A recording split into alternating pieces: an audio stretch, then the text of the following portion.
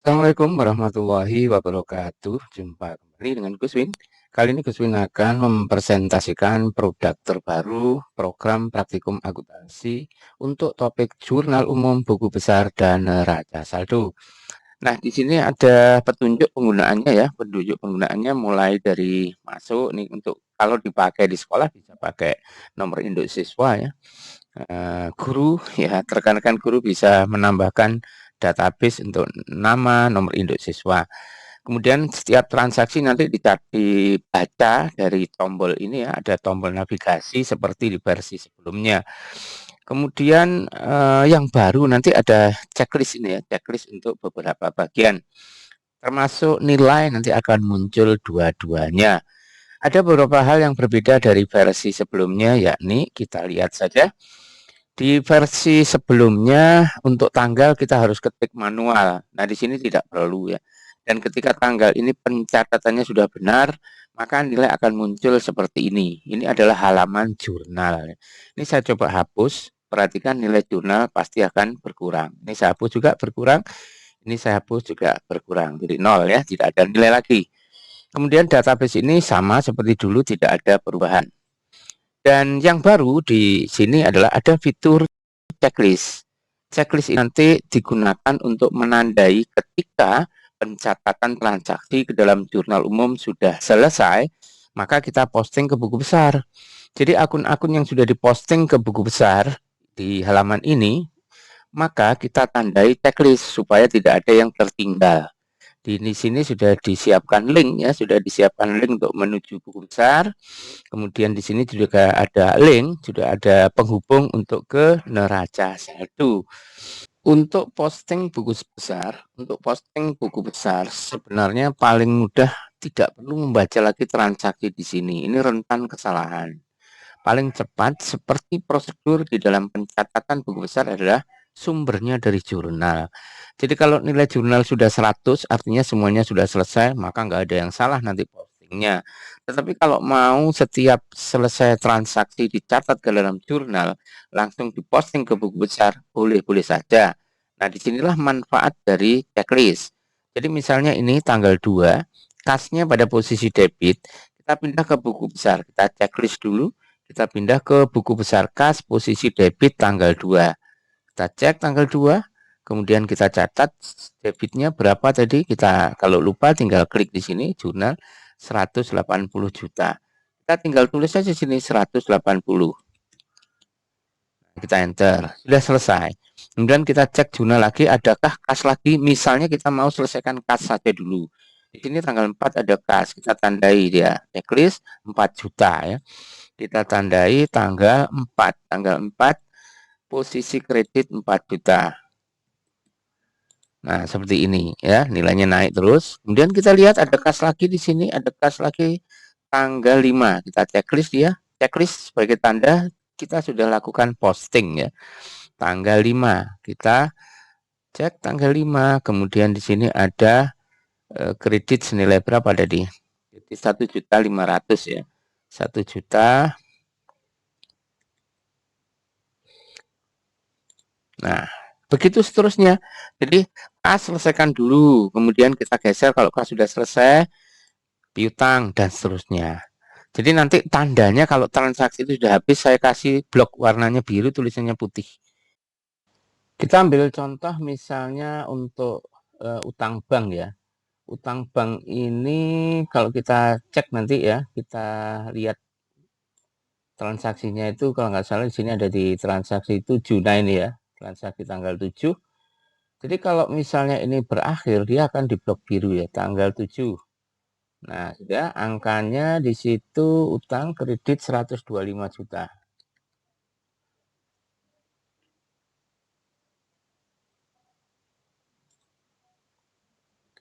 Kemudian transaksi lagi tanggal 31 ya, ini.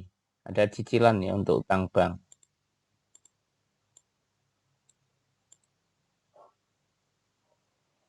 Nah, ini sudah blok biru berarti tandanya berakhir ya. Transaksinya di sini ada debit senilai 5 juta.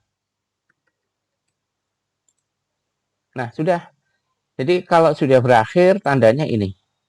Ini sebagai transaksi akhir dari akun ini. Nah, kalau sudah seperti ini 120 juta saldo akhir kredit, maka kita checklist di sini.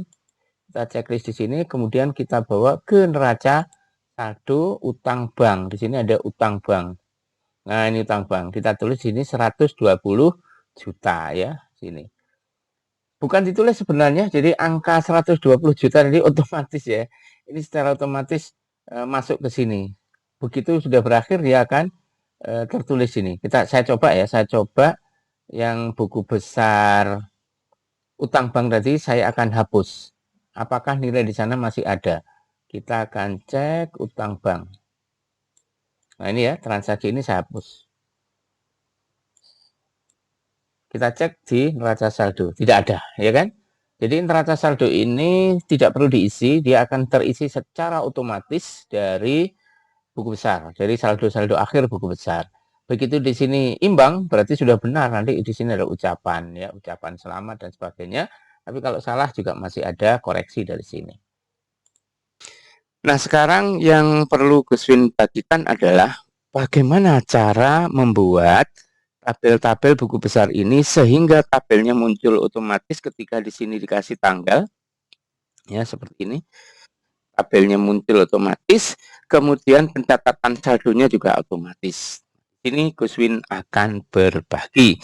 Bagi yang belum menemukan channel Gus Win, mohon bantuan untuk subscribe, berikan like, dan share ke teman-teman guru ekonomi di seluruh Indonesia. Kemudian tutorialnya seperti ini teman-teman. Ini Gus Win ambil beberapa.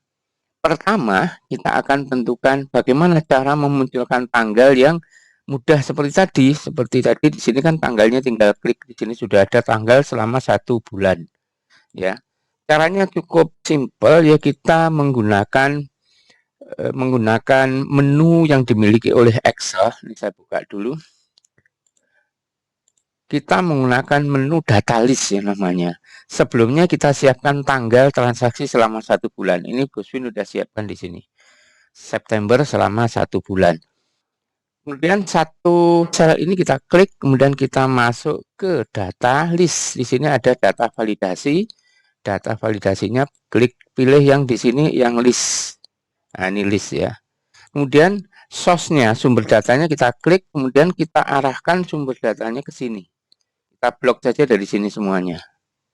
Kita blok sampai bawah sini. Kemudian kita oke. Maka di sini sudah bisa kita intip tanggalnya tadi ya di sini ya. Nah, ini sudah ada tanda panah kecil ya. Ini sudah ada tanda. Kita tinggal klik ini sudah muncul tanggal. Ya, ini settingan tanggalnya nggak sama dengan di sana, bisa disetting ya. Ini kalau mau nyeting tinggal diklik dari kolom sini ya. Kemudian masuk di klik kanan, format cell. Kemudian sini pilih yang date, tanggal. Ambil saja yang versinya versi Indonesia. Di sini kan Inggris ya. Nah, ini versi Indonesia kita klik. Maka kalau versi Indonesia pilihannya adalah ini. Kemudian kita oke. Maka tanggalnya otomatis tercatat sesuai yang di data list ya. Kemudian kita coba di bawahnya belum ada. Oleh sebab itu kita harus mengcopy dari sini ya. Dari sini kita copy. Kita lihat kalau kita hanya copy satu sel apa yang terjadi. Misalnya gini ya. Ini sudah ada data listnya. Kemudian kita klik, di sini juga sudah ada ini sudah ada tabel ya, sama dengan sumber yang kita copy. Oke, kita copy sampai sini. Bisakah di sini? Kita coba saja. Ini kita copy, kemudian kita paste di sini ya. Paste sini. Kemudian kita coba pasang tanggal di sini. Nah, kenapa di sini belum ada garisnya, belum ada tabel? Kita belum format. Kalau di sini tadi sudah diformat semua. Bagaimana cara memformat agar di sini muncul tabel? Caranya gini. Kita blok dari sisi kiri sampai ke kanan ini, kemudian kita masuk ke home, kemudian di sini ada conditional formatting. Ya, pilih kemudian yang new rule, berarti kita membuat rumus sendiri. Kemudian pilih yang paling bawah ini ya. Kemudian di penulisan format ini kita klik dan kita klik yang bagian ini. Klik. Nah, sudah. Di sini tercatat ada string atau dolar ya, B string 17. Artinya pada baris 17 pada sel B, ya kan? Nah, gini kita buang tanda dolar yang belakang. Kenapa dibuang? Supaya ketika di copy dia masih berfungsi. Kalau nggak dibuang, diklik di sini saja, nanti bawahnya ikut ke blok menjadi tabel, gitu ya. Kemudian tujuan berikutnya setelah kita tentukan sel di baris-baris ini sebagai penentu, kita mau apa? Maka kita format di sini. Kita mau bloknya berwarna misalnya warna gini ya, misalnya. Kemudian saya mau di sini muncul tabel, berarti bordernya outline dan inside ya, dua-duanya kita klik, kemudian kita oke. Kemudian kita oke. Sekarang kita demokan. Kita klik, kita isi tanggal. Nah, sudah muncul ya kan? Nah, untuk bawahnya kita tinggal mengcopy. Kita bisa buang dulu ini, kita blok dari sini. Kemudian kita copy sesuai keperluan. Maka ketika saya klik di sini, saya isi tanggal, maka dia muncul tabel. Begitu. Menarik bukan? Nah, baik, langkah berikutnya. Langkah berikutnya kita akan membuat ini saldo secara otomatis. Bagaimana caranya? Caranya begini.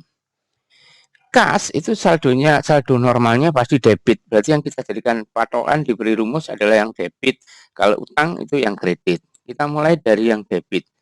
Nilai pertama transaksi tentu ada di posisi paling debit sini kan. Transaksi pertamanya kita akan tuliskan dengan rumus simple ya, pakai logika if. Sama dengan kemudian if kurung buka. Jadi ketentuannya jika area ini kosong nggak ada tanggal, maka di sini nggak perlu menulis apa-apa. Jadi tanggalnya harus ada dulu transaksi itu ya kan. Jadi if klik di sini itu sama dengan kosong. Nah gitu ya, sama dengan kosong. Maka ya kosong saja.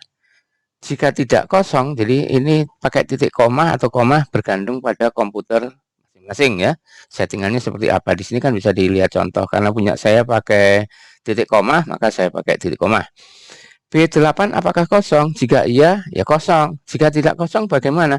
Jika tidak kosong, maka nilai di sini adalah sama dengan ini.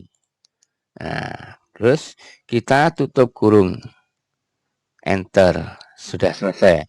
Jadi andaikan di sini saya tulis begini tanggal katakan gitu, maka di sini langsung ada RP. Tinggal kita menentukan nilainya berapa. Katakan saya kasih nilai 40. Nah, muncullah saldonya 40 ya. Yang kedua, rumus kedua ini kita akan buat mirip dengan tadi, yaitu dengan cara sama dengan kemudian logika if apakah ini kosong ya, tanda petik 2 kali. Jika iya kosong, maka rumus di sini kita hitung kosong juga ya, kita tulis kosong. Kemudian jika tidak kosong kenapa? Jika tidak kosong kita tanya lagi, apakah kreditnya ini kosong? Ya, kredit itu kosong sama dengan kosong. Jika iya kosong, berarti nilai di sini sebenarnya adalah ini ditambah transaksi debit ya, transaksi debit ini. Jika tidak, berarti berasal dari ini dikurangi ini yang bawah ini. Baru tutup kurung 2 kali. Enter. Kita akan uji coba ya. Saya kasih tanggal, misalnya di sini tanggalnya saya awur begini. Kok 40? Karena di sini belum ada transaksi. Misalnya transaksinya kredit di sini sebesar 50. Apa yang terjadi? Jumlahnya 90. Kalau misalnya transaksinya bukan debit, tapi di sini. Transaksinya di sini misalnya 10 gitu ya. Saya enter. Maka saldonya jadi 30. Nah, itu cara menulis saldonya. Jika posisinya adalah saldo normal debit. Bagaimana kalau utang? Utang itu saldo normalnya adalah kredit. Berarti perumusannya mirip tadi. Yang pertama sama ya. Yang pertama kita copy dari posisi rumusnya bukan di sini tapi di sini ya. Karena saldo normalnya kredit, kita taruh di sini. Sama dengan kemudian kita tulis if, sama persis dengan tadi. Apakah tanggalnya ini kosong ya? Kosong. Jika iya kosong, maka kosong ya, maka nggak ada nilai sama sekali. Jika tidak kosong, kita tulis nilainya sama dengan kredit di sini. Saldonya kan kredit. Kita enter. Sudah selesai. Saya akan tulis di sini misalnya tanggal sekian. Nah, ada nilainya kan? Misalnya nilainya kredit di sini 50 misalnya. Sudah, tulis saldonya 50. Ya ini kurang lengah nih ya. Ini kurang lengah nih. Kita tengahkan dulu. Yang kedua rumusnya sama dengan apakah yang ini kosong? Jika iya, ya kosong. Jika tidak, ya apakah? Nah, jika ya. Jika atau apakah sama aja ya. Apakah di sini ada transaksi? Ya. Di sini apakah ada transaksi atau kosong ya? Apa enggak ada transaksi? Jika E18 itu sama dengan kosong, maka rumusnya adalah saldo awal ditambah transaksi kredit yang baru. Jika tidak, berarti rumusnya adalah saldo awal dikurangi transaksi debit yang ini ya. Nah, kemudian tutup kurung 2 kali enter. Selesai. Sekarang saya akan peragakan. Misalnya di sini saya kasih tanggal sekian. Ada transaksi posisinya, ini kan kredit ya. Kredit lagi aja, misalnya 10. Saya enter. Maka saldonya naik kan menjadi 60. Kemudian ada transaksi baru di sini. Misalnya tanggal sekian. Posisinya debit, katakan 20 misalnya. Saya enter. Maka ini belum ada rumus ya. Kita copy dulu rumusnya dari sini berarti. Kita copy rumusnya di blok dari sini aja ya. Ini. Nah, sudah benar kan? Jadi pertama 50, kemudian ada kredit 60, kemudian dan seterusnya. Nah, rumus yang perlu di copy hanya dari sini sebenarnya sampai sesuai kebutuhan ya. Baik, untuk berikutnya nanti kita akan belajar bagi yang belum bisa bagaimana memproteksi area yang ada rumusnya, kemudian bagaimana menambahkan tanda checklist seperti ini. Tanda checklist seperti dalam jurnal tadi. Nah, seperti ini. Bagaimana cara membuat checklist yang terlihat seperti 3D seperti ini. Ini sebenarnya bisa dimanfaatkan untuk rumus juga, tapi ini nggak pakai rumus, tinggal pasang saja. Bagi yang menginginkan barang jadi seperti ini, bisa langsung kontak pada admin dan dimohon keikhlasannya untuk donasi ya, donasi agar teman-teman yang membantu membuat program ini lebih bersemangat lagi membeli kopi dan membeli camilan.